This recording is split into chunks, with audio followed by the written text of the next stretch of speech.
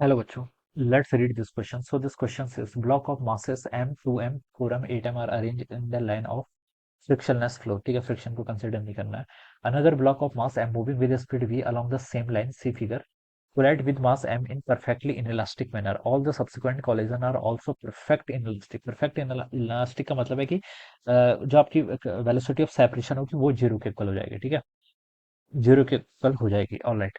By the time the last block of mass atom starts moving, the total loss in p% of the original energy value of p is close to value of p is close to. ठीक है, हमें क्या बता रहा है? Total energy lost यहाँ पर बताना है आपको. इसके प्लस पढ़नी है यहाँ पर बच्चों.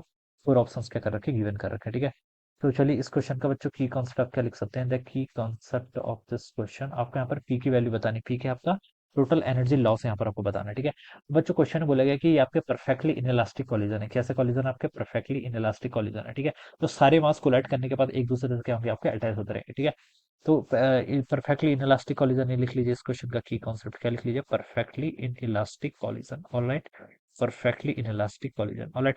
अब बच्चों देखिए कॉलिजन हो रहा है और अगर मैं सारे मासेस को एक सिस्टम कंसीडर कर लेता हूँ तो बता सकता हूँ इस पर नेट एक्सटर्नल फोर्स आपका जीरो के इक्वल लगेगा. ठीक है, M M, 2m, 4m, 8m, इन तीन पांचों मासेस को मैंने क्या कर लिया, एक सिस्टम कंसीडर कर लिया.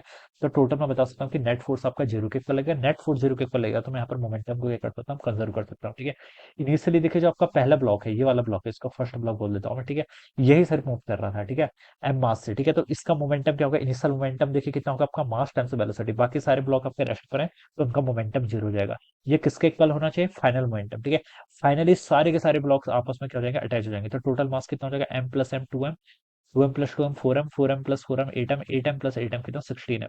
तो टोटल मास 16m हो जाएगा. और इनके फाइनल वेलोसिटी को चलिए मैं vf लिख लेता हूँ. तो vf की वैल्यू बच्चों यहाँ से कैलकुलेट कर सकता हूँ. मास से आपका मास कैंसिल, vf की वैल्यू आपकी v बाई 16 के इक्वल हो जाएगा. कितनी? v by 16. जो आपका टोटल कॉम्बिनेशन होगा वो आपकी इनिशियल वेलोसिटी को 1 बाई 16 से क्या करेगा, आपका मूव करेगा फाइनल वेलोसिटी. ये आप यहाँ पर से ऐसे लिख सकते हैं. ऑलराइट. अब क्वेश्चन में बोल रखा है कि सारे कॉलिजन्स के आपके परफेक्टली इनलास्टिक है. इनलास्टिक है इसका मतलब लॉस ऑफ एनर्जी हुआ है. ठीक है, और लॉस ऑफ एनर्जी देखिए किसके इक्वल होगा, वही हमें बताना है. Total energy loss is p% of the original energy. Original energy का p% है, यानी कि आपको परसेंटेज क्या दे रखा है, आपको percentage loss of energy given कर रखा है. ठीक है, p% बोला गया.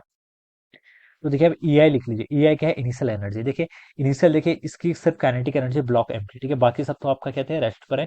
ये आपका पहला ब्लॉक मूव कर रहा है तो इसकी इनिशियल हो जाएगी एनर्जी हाफ. मास कितना एम, इसकी वेलोसिटी कितनी हो जाएगी, वी का स्क्वायर कर लेंगे तो half m v square. This is the total initial energy. क्या होगी आपकी इनिशियल एनर्जी? कितनी आ गई यहाँ से आपकी, हाफ एम वी स्क्वायर के इक्वल आ जाएगी. ठीक है, अब फाइनल एनर्जी देखिए बच्चों हम क्या लिख सकते हैं, फाइनल एनर्जी हम यहाँ पर लिख सकते हैं काइनेटिक एनर्जी. लिख सकते हैं हम. देखिए टोटल कितनी हो जाएगी, देखिए टोटल मास देखिए आपका लास्ट में कितना हो जा रहा है, 16m के इक्वल हो जा रहा है. ठीक है, 16m. ठीक है, और इस वेलोसिटी से मूव कर रहा है तो फाइनल आप फाइनल काइनेटिक एनर्जी लिख लीजिए. क्या लिख लीजिए? फाइनल. देखिए इनिशियल तो जो एनर्जी है वही काइनेटिक एनर्जी भी. ठीक है, तो फाइनल काइनेटिक एनर्जी देखिए बच्चों कितनी रहेगी आपकी, हाफ. मास कितना हो गया पूरे सिस्टम का टोटल, 16m के इक्वल, इंटू वी एफ का स्क्वायर. वी एफ कितना आपका, वी बाई 16. इसका आप क्या कर लीजिए, स्क्वायर कर लीजिए. ठीक है, तो ये देखिए कितना आएगा, 16m/2 करेंगे तो आपका 8m हो जाएगा, इंटू आपका वी का स्क्वायर डिवाइडेड बाय 16 का स्क्वायर आपका 256 होता है. ठीक है, 32 अट्ठा 256 होता है तो आपका 32 हो जाएगा. तो यहाँ पर आपका आपके m v square divided by 32 के इक्वल. तो आपकी क्या आएगी, this is our final kinetic energy. कितना आ गया आपका फाइनल एनर्जी, आपके यहाँ से आएगी एम वी स्क्वायर बाई 32 के इक्वल. ठीक है, अब हमसे बोल रखा है देखिए लॉस कितना हुआ है. तो बच्चों देखिए परसेंटेज लॉस बेसिकली बोला गया. तो पहले आपके निकाल लीजिए लॉस. लॉस इन एनर्जी बच्चों कितना आएगा, पहले आप लिख लीजिए. लॉस इन एनर्जी होता है आपका फाइनल माइनस लॉस है ना बेसिकली.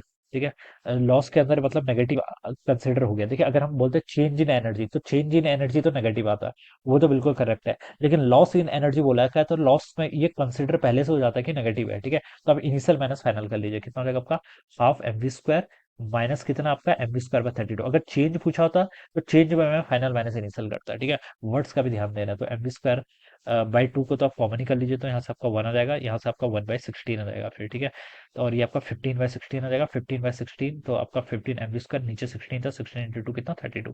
तो बच्चों ये तो आपका लॉस इन एनर्जी आ गया. आपके यहाँ पर परसेंटेज गिवन कर रखे हैं. ठीक है, क्या बोल रखा है, द टोटल लॉस परसेंटेज. ठीक है, तो टोटल लॉस इन परसेंटेज कितना होगा, loss in energy divided by the initial energy. तो लॉस कितना है आपका, 15/32 m v square divided by initial energy. Initial energy तो आपकी हाफ एम वी स्क्वायर के इक्वल थी, परसेंटेज में है तो इंटू 100 हो जाएगा.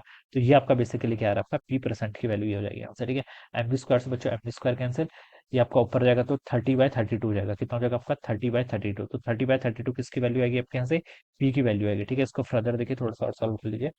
तो ये आपका 2 15 और यहाँ पर आपका 16, ठीक है। तो ये कितना हो जाएगा, देखिए 16 9 144 होता है। तो जीरो, सॉरी पर हाँ 0.9, ठीक है। 100 से मल्टीप्लाई करूंगा तो परसेंटेज में आएगा।